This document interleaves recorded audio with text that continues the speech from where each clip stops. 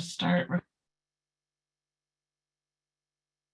That's another cohort here. Groups joins from the waiting room. Okay. So thank you everybody for joining here today for our monthly partner call, or Zoom, monthly partner Zoom, I should call it. So, and this is Natasha Detweiler-Davy. I am the director of affordable rental housing here at OHCS. And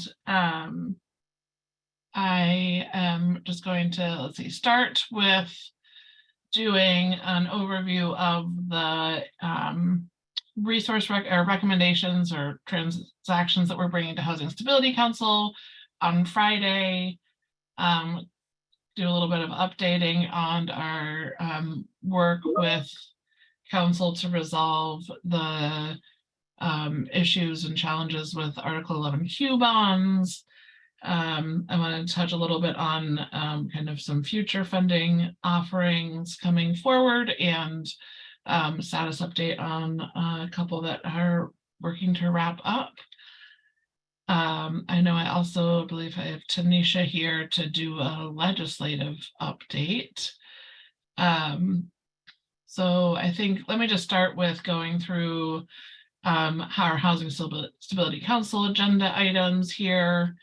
So on Friday, we will be bringing forward a couple 4% transactions for Eagle Cap and Gleason permanent supportive housing that are both scheduled to close in the coming weeks. We're also bringing forward preservation for the manufactured park Birch Tree Village Cooperative. So those are all I would consider as expected regular transactions. We are bringing forward also the administrative rule updates for Article 11Q bonds, and those are impacting both our LIFT program as well as our PSH development resources.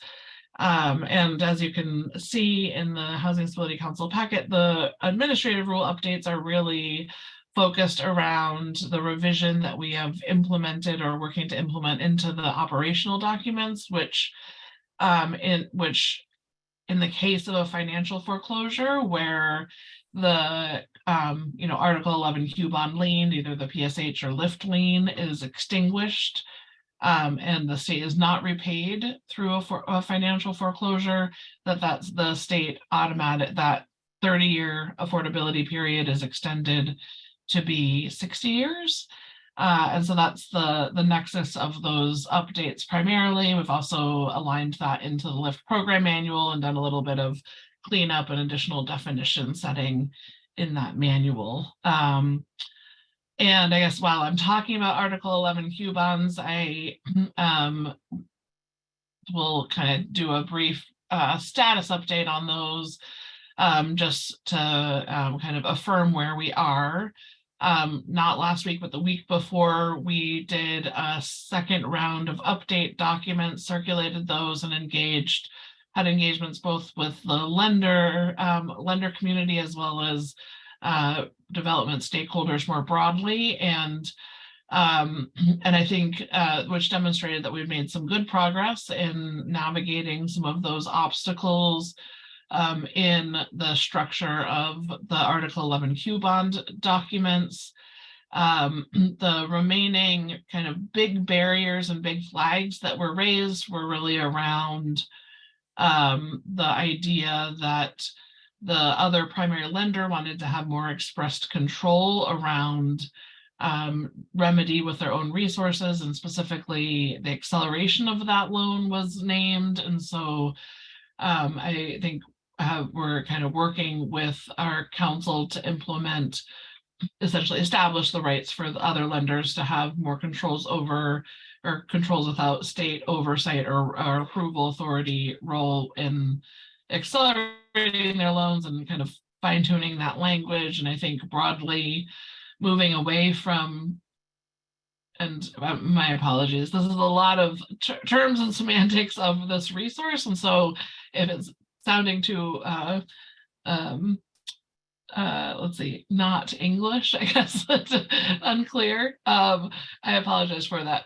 But so like a previous iteration of the LIFT documents had allowed what was called the agency concept, where the other lender sharing first position could, essentially put in place remedies associated with both the state and the other lender resource. This update is kind of moving away from the agency concept and more into a conditional consent process. And so within the documents, it really has established a place to essentially lay out the conditions by which we would support foreclosing. And I think to the same extent, other things that lenders need to have real predictability about, that's a place where we could also either unpack that as needed. I think the other piece that was this one piece, one kind of remaining barrier was really around this ability for the other primary lender to exert controls around their own resources. Another one was the concern from lender that there was not enough predictability about whether or not the state would require pro rata repayment of resources in the case of a financial foreclosure. And in reality, I think our central tenet of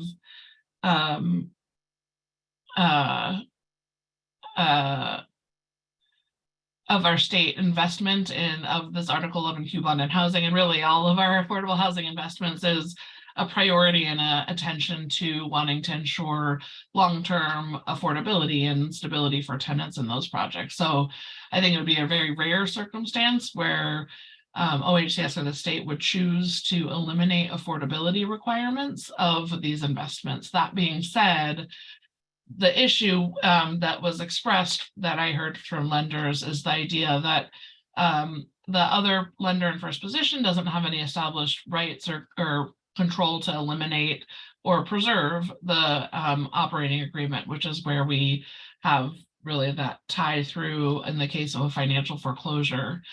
And if the state for some reason did choose to eliminate the affordability restrictions in the operating agreement, then we would expect to be compensated for that.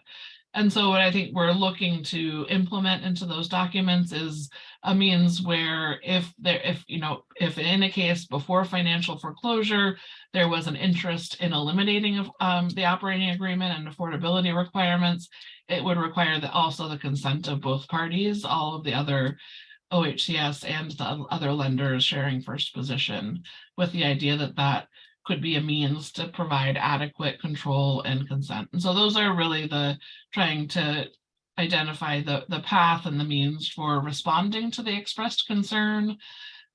So again, Council DOJ is on top of it, updating documents, and will be working to do some initial vetting of those tied to project transactions that are coming up. And once we get some initial feedback from that front, I will be hoping and aspiring to be sharing more broadly those draft documents and updates, and be able to kind of move those conversations forward and make sure that we all have appropriate understanding about the roles and confidence in our ability to continue to deploy these resources to community. And so certainly reach out if you have specific questions or concerns, if you have specific needs that your lenders are needing or wanting to see in advance of being able to pursue new applications and new transactions using this resource. And the rule update that we'll be bringing to Housing Stability Council is a key part of this update. It's not inclusive of all the updates that have been incorporated across these template documents, but it is a key piece that we need to make sure to evolve along with the actual financial structure.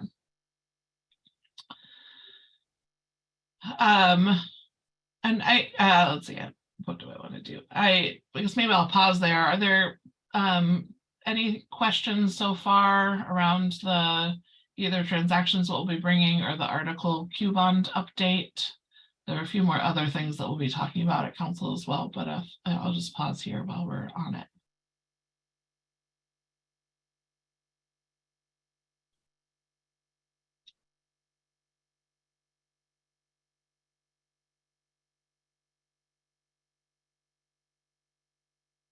Okay, well, we can always come back to it. Let's see, so we'll have that rule update going to Housing Stability Council. I then also have a couple briefings. One is providing Housing Stability Council with some information and updates around, kind of a briefing update educational item on tenant selection plans and alignment in support with the fair ordinance, which is in place in Portland, that provides some tricky dynamics at properties. And so wanting to make sure that we're really looping Housing Stability Council in on those dynamics as we go. We have the preservation framework input from Housing Stability Council. This is a body of work that Michael Parkhurst has been driving forward. Many of you have given input, so thank you to everybody who's participated in preservation engagement with Michael and given feedback into this framework document. And so this is the kind of next step in moving that forward in terms of getting Housing Stability Council input. If you are, following along at council or checking out the document, which is published in the packet, certainly feel free to reach out to Michael. Where he's incorporating feedback as he goes, and we'll hope to bring the framework back in the next couple of months, probably June or July, to get Housing Stability Council more formal approval. So this conversation is really for input and conversation. And I think that's pretty much the list for our active items on the council agenda.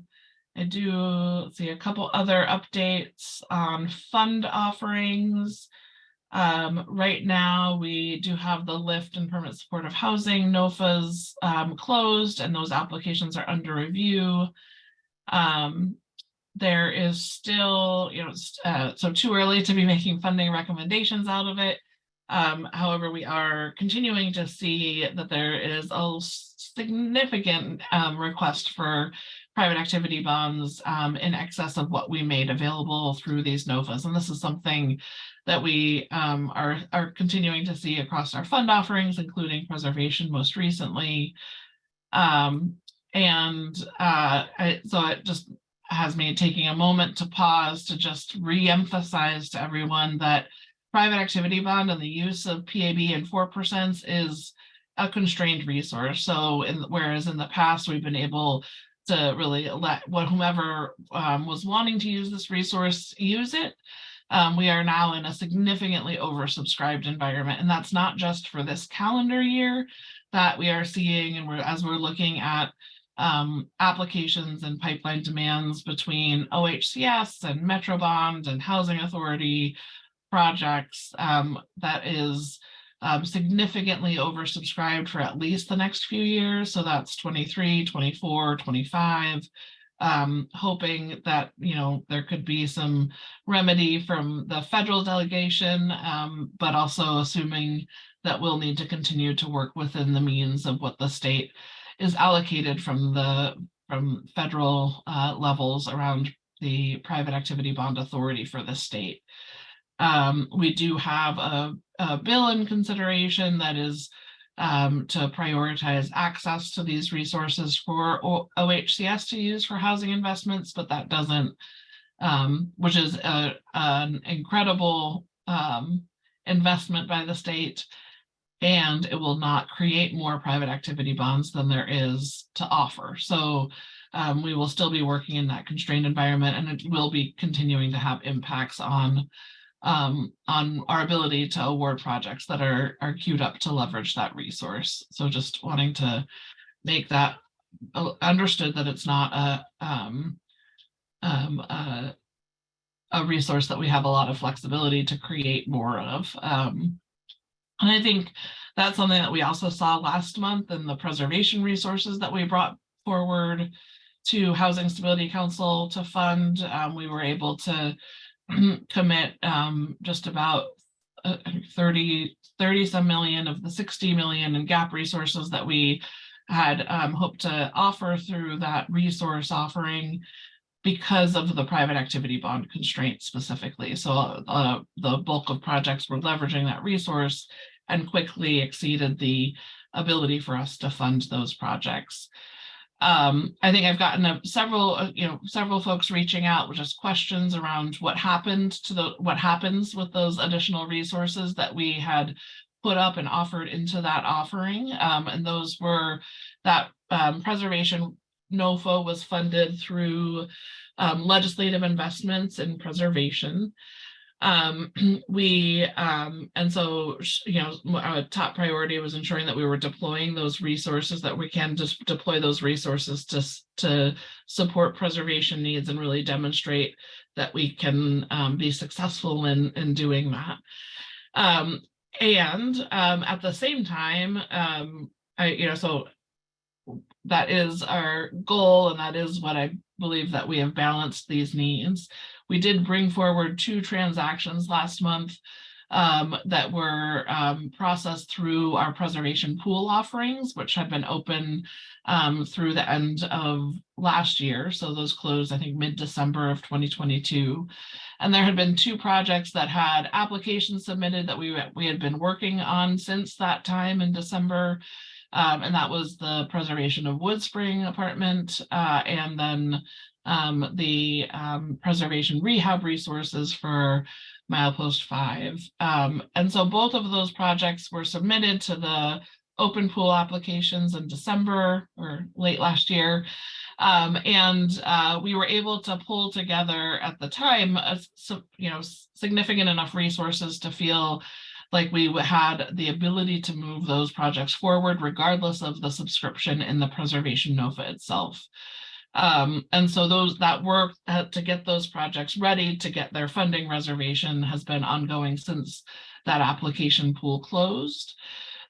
When the Preservation NOFA kind of process was wrapping up, and it was clear that we were not going to be able to commit all of the gap resources through there, I did choose to pull the resources from those legislative preservation funds so that we are demonstrating that we have fully subscribed our legislative preservation resources, and the gap resources that we had assembled from kind of pieces left here and there are still resources that we intend to commit to preservation moving forward. So as we look to developing the 24-25 funding calendar this summer, we'll be rolling those resources over into to be additive to whatever additional legislative investments are relayed. Nathan, I see your hand. Yeah, hi. Hey. Regarding the PAB limit that you mentioned being a problem for a long time now, going forward, has OHS considered or talked about possibly creating criteria in NOFAs around creativity using private activity bonds? And I asked particularly because the Preservation NOFA you just mentioned actually had 2 proposals that requested no private activity bond caps, but were nevertheless not funded. So I'm just curious, given that that's clearly a limiting factor, I'm wondering if there's any conversation around that, like scoring that in, because it's a limited resource, right? Yeah. Yeah. Absolutely. I mean, I think that's a great point. I think as we are looking forward, I mean, this is really the first time that we've actually put like limits and published anything about the availability of private activity bonds into our NOFAs. And so I do think that we need to kind of evolve the way we do that and make sure that we are applying our own priority, and whether that makes sense to score that differently than other resource types, I think we'll need to do some thinking on, and would certainly love feedback. In terms of the projects that were not funded that didn't require private activity bonds, those were projects that didn't meet the minimum threshold points for scoring. And so had they met the minimum threshold that's published in the NOFA, we would have been able to dig down that list to fund them. And I think there's a lot of arguments and like a desire to say, well, but let's fund them anyway. And the reality is that when we publish that minimum threshold point, I know, and I've talked to some of you that have chosen not to submit your application because as you do your own self-scoring, you see that you won't meet that minimum threshold. So to not abide by that after we've issued it, it unintentionally disadvantages teams. And I think, and we're reevaluating our strategies around that, because a place where we are maybe setting that threshold too high, or need to have a little bit different nuance to what is indicates viability. We'll want to have additional kind of input over that as we create our next round of funding strategies. Any other questions or comments on the preservation? And again, as Michael is sharing the preservation draft framework really broadly this month with Housing Stability Council, anybody who hasn't seen it, or even if you have and you have new thoughts or new input, please do share it. I think we're all really acutely aware that preservation is a critical, growing, and pressing need, and balancing all of those different investment strategies, along with the fact of being in a market where we are woefully underserved with affordable housing, is kind of a perennial issue at this point in time, but one that I'm really excited to have a framework underway to, at least get alignment around some of those critical priorities.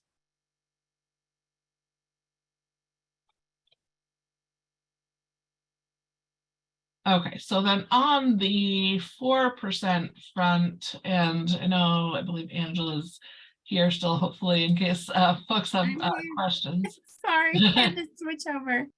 Yeah, no worries. But so I know, so I think, so on 4%, my talking point on it, and so Angela can answer questions, I'm hoping, if they come up, but she's been working on the team to finalize details for the process for soliciting remaining 2023 private activity bonds and 4% tax credits. So for projects that can close later this year, and we are tracking performance against the readiness benchmark for the projects that we have that have current reservations of resources. So we'll be able to make some of those critical motions. And then I have the link to share, which I'll put in the chat, of the projects.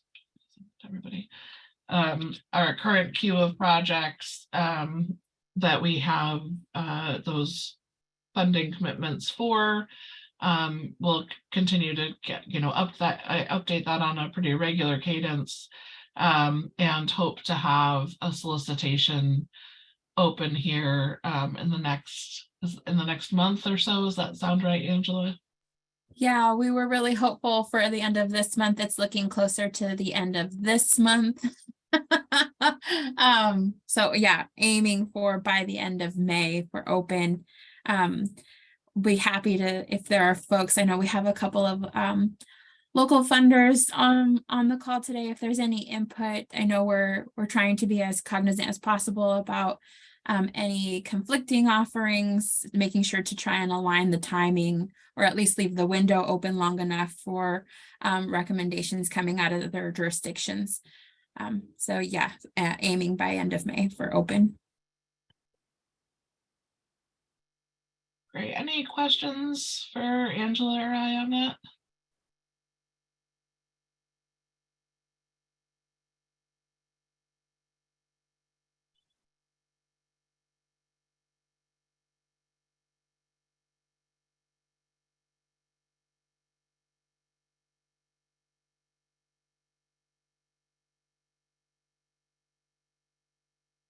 Okay.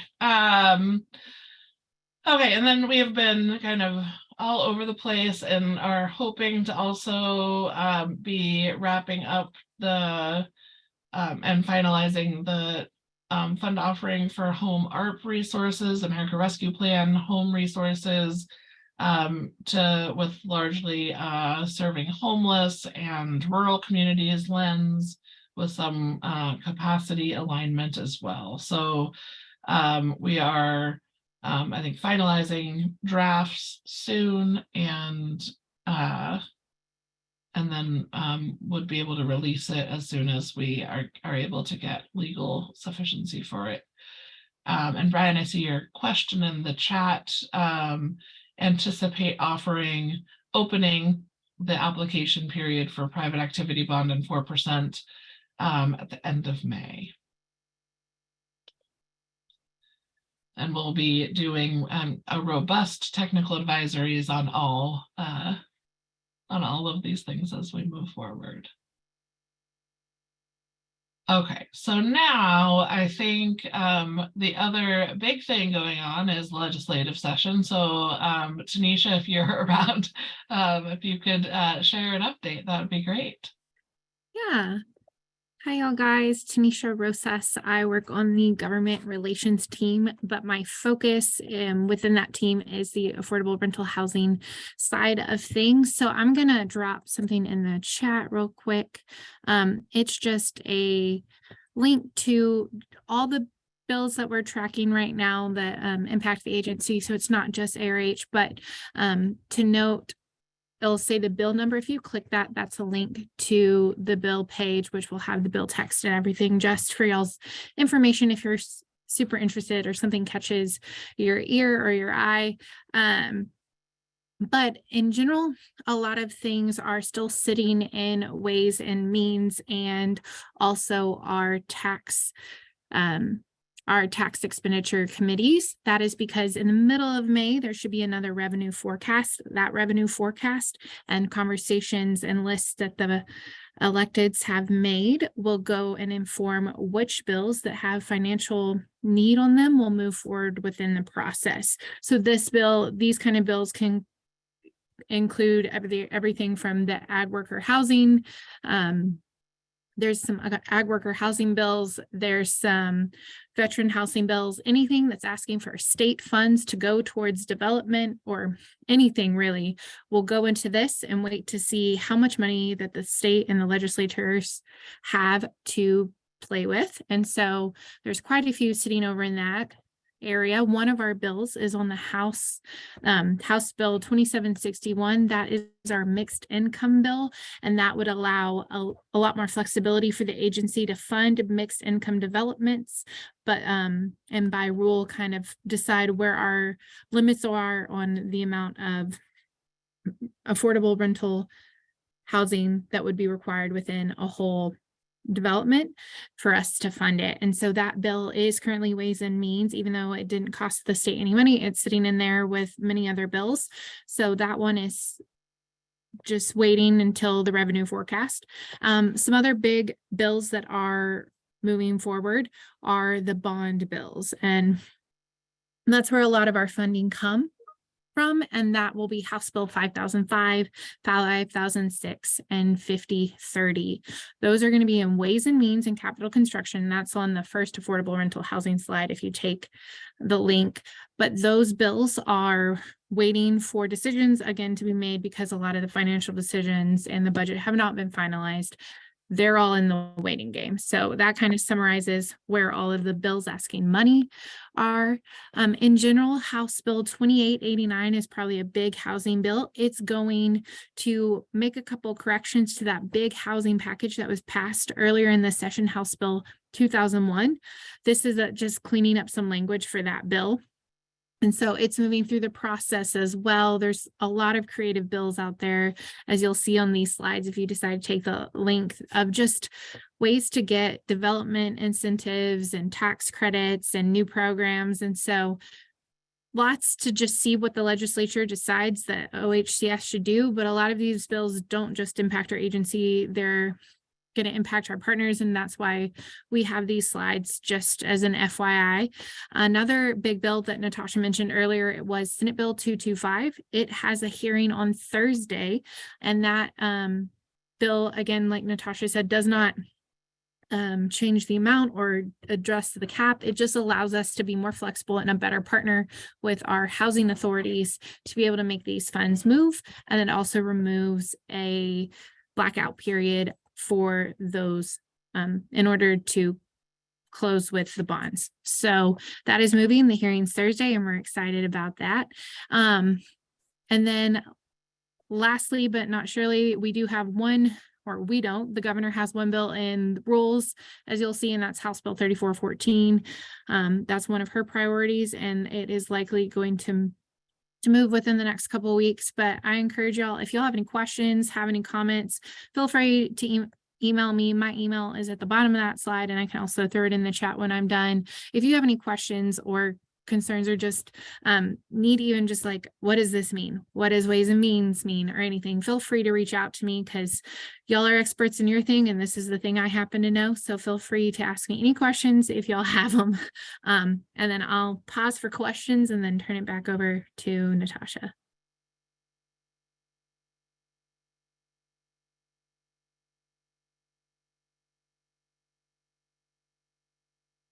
There are a lot of bills.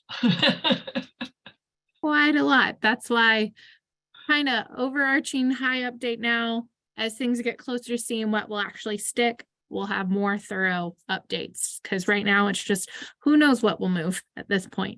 Yeah.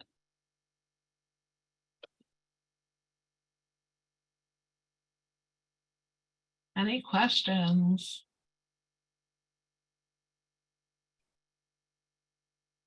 So I guess I will I'll build on legislative talk to say, I mean, if we're, looking in as Tanisha was referencing, the bond bill, which is where the Q bonds and lottery back bonds and others are allocated, and there is nothing certain, and there is an alignment with the governor's executive order around production. There is from the side of resource and Q bond allocations, nearly $1 billion requested to support affordable rental housing investments. And so this is a large, significant increase over what we have traditionally been allocated for development resources, and the 4% tax credit is still a constrained resource. And I think, to Robin, I see your question in the chat around, does the bond bill resolve any of the PAB issues? And the answer is no. What it allows is it increases the amount that is directly allocated or referenced, relayed over to Oregon Housing to Program. And so it's increasing, I think, from 250 to 450 would go straight to OHCS. And so with 250, that's where every quarter we go to the Private Activity Bond Committee to be able to request for resources that are in addition to the 250. And so this will lessen our need to be requesting those resources from that committee. It does not create new private activity bonds. It also, and so we've really, entered into a deliberate partnership with the housing authorities, where we're wanting to together program the resources and the use of private activity bonds. And so this bond bill both allows OHCS to have essentially primary access to the state's private activity bonds, and it also allows us to sub-allocate to the housing authorities where they should be bond issuers. And so it doesn't change anything in terms of the limitation, but it really allows us to be kind of good central partners in that. And I think, again, we're asking for 450 of it to go straight to OHCS. Altogether, the state receives only about 500 million a year. So we're really taking the bulk of that resource, so there'll be some remaining through Private Activity Bond Committee, although some of that is also directly allocated to Business Oregon. So again, it's not growing that pie, but it is essentially letting us have better access to it. I think, the other piece of all of this, again, is being able to bring to scale our funding efforts to be able to be effective stewards of $1 billion, up to $1 billion of resource investments.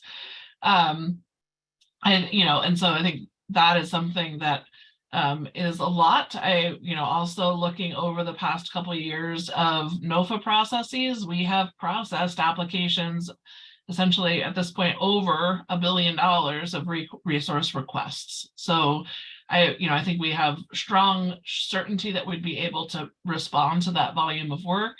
I also believe, and our leadership team is really engaged and interested in pursuing strategies to better evolve our processes to meet $1 billion deliverable and really scale in a way to support and sustain a pipeline of development in the affordable housing space to be able to, meet the executive order production requirements around really meeting the needs of low-income households across the state. So I am expecting that we are going to be engaging after legislative session, really engaging robustly with internally, but also externally, to really think about some of the process strategies that might better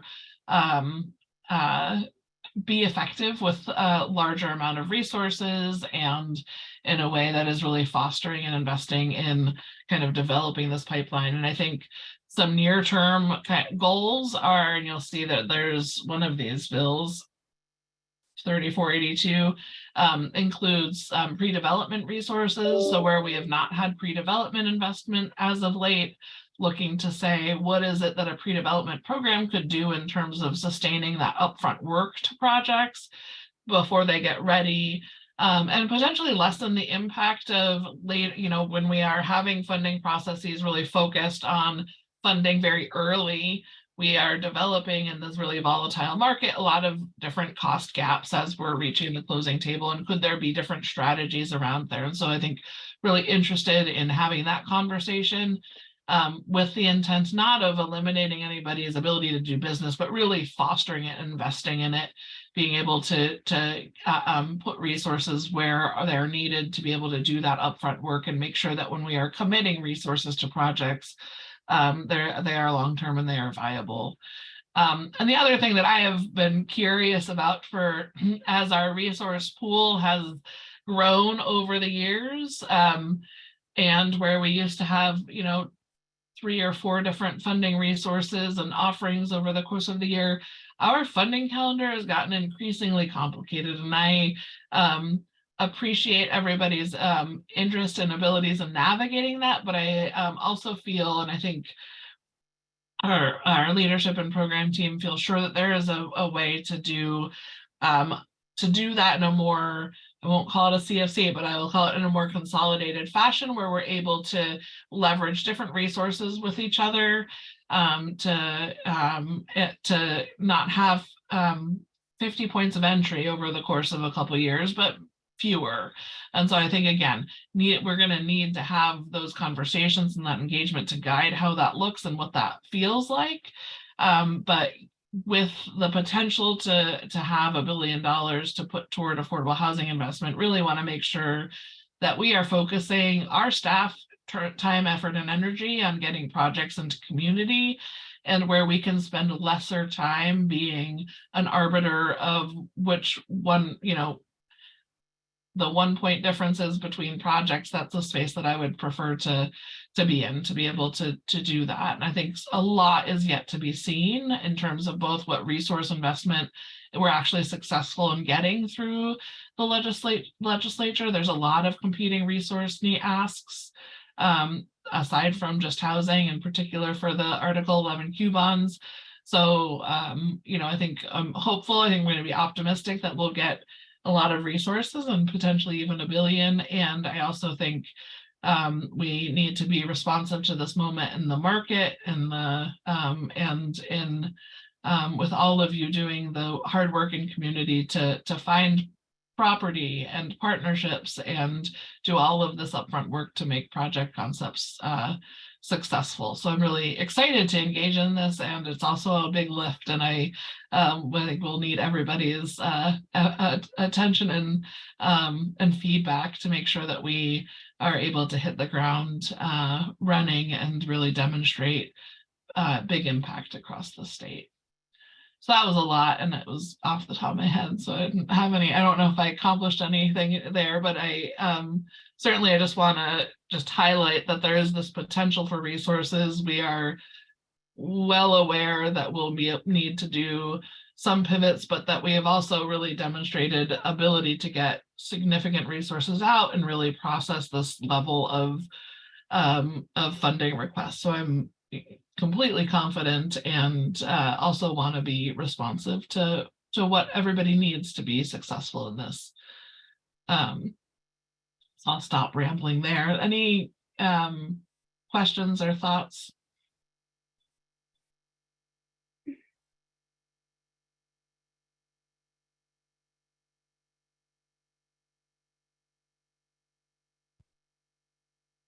Okay, I think one other thing I was gonna loop back on, if Mitch is here, we had also just kind of all of the worlds of resources. We had both $10 million to allocate through this was 21 legislative session for naturally occurring affordable housing and the co-location of affordable housing with early learning and childcare facilities. And so those are not direct funding into projects through OHCS. They're kind of looking for a third party to operate. So I don't know what more you want to say about it, Mitch, but I thought I'd have you Yeah, look back no, and see how that went.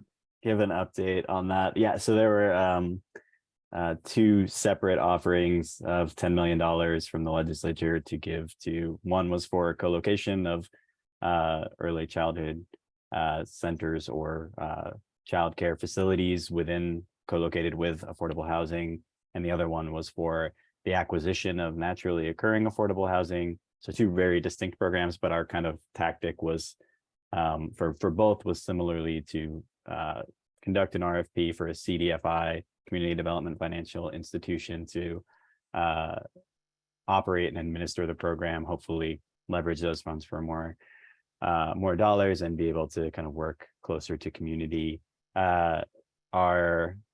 I'll start with the bad news. I'm a bad news first person. Our NOAA RFP closed on Friday, and we did not receive any proposals for that RFP.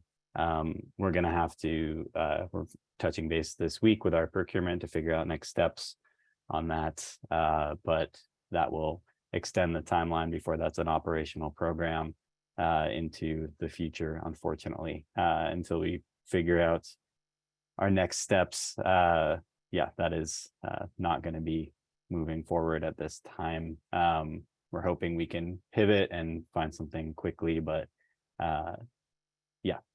So yeah, we welcome feedback from folks. If they were thinking about applying for that and did not, we might be doing an RFI or something along those lines to kind of get a better read on what some of the barriers might have been. The co-location RFP was more successful. We did get an applicant. It's a collaborative of 4 CDFIs around Oregon, going by Build Up Oregon. It's Craft 3, Micro Enterprise Services of Oregon, or MISO, Low Income Investment Fund, or LIF, and Network for Oregon Affordable Housing. NOAA are all participating. We're really excited that this group is going to be running and administering this program. They're all really deeply connected to Oregon and both the affordable housing and the early childhood sectors. So we think, yeah, this is going to be a great group to be running and administering this program with OHCS support. They were working through kind of we've issued the official letter of intent to them, and then we have to go through the contract process, but they are anticipating about 6 to 9 months to stand up completely their grant program, which will include the creation of an advisory council. So if folks are interested, I'm sure at some point in the next 6 months, they'll be, or 6 to 9 months, they'll be releasing, invitations for, I don't know, for some of you, I guess. I'm not sure what their process will be, but we'll keep you posted if we learn more to partake in that and provide kind of your insight into ways to break down barriers and better distribute these funds. We are working with Preschool for All in Portland to try to, or in Multnomah County, to try to coordinate with their facilities fund. It looks like that is tentatively we're optimistic that that's going to be able to happen, which helps us increase the funds that are going to be going to this collaborative and really expand our impact. So yeah, we're really excited about this. It is in the process of moving through the final procurement stages, but we'll shortly be begin the implementation phase, which we're really happy about. So yeah, just let me know if you have any questions on that or shoot me an email. Great, thank you. Any questions, comments?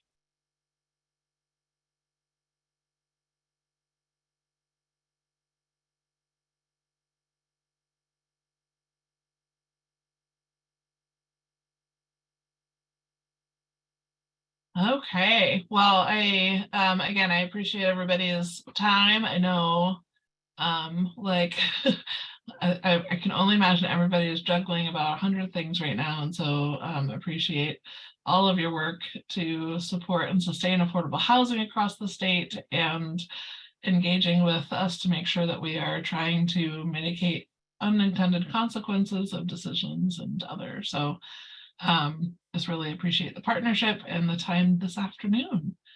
And with that, happy May, by the way. How did that happen? And we can close a little early. Thank you.